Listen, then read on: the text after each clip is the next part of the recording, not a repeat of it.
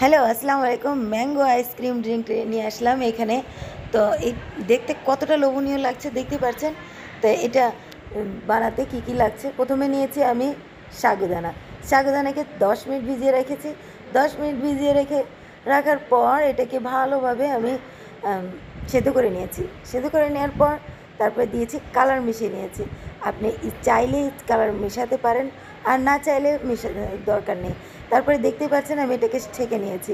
ছেঁকে নেওয়ার পর সাগুদানাকে ভালোভাবে ছেঁকে নেবেন পানি ছাড়া। তারপরে এইখানে আমি দেখতে পাচ্ছেন আমি আমটা নিয়ে নিয়েছি। আমটা ভালোভাবে এভাবে কেটে নেবেন, নিজের ইচ্ছা মতো কেটে নেবেন। এটাকে আমি চিনি দিয়ে ব্লেন্ডার করে নেব।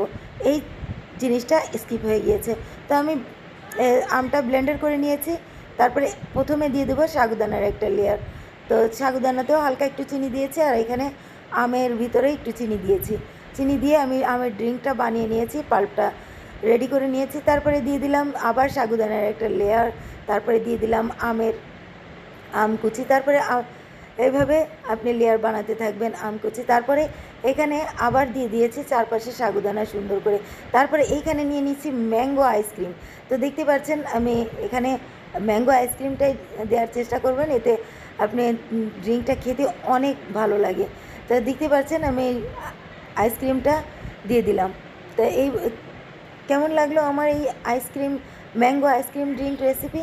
এইটা খেতে কী যে টেস্ট, আপনি নিজে বানিয়ে বাসায় খাবেন। তো লাইক দেবেন, শেয়ার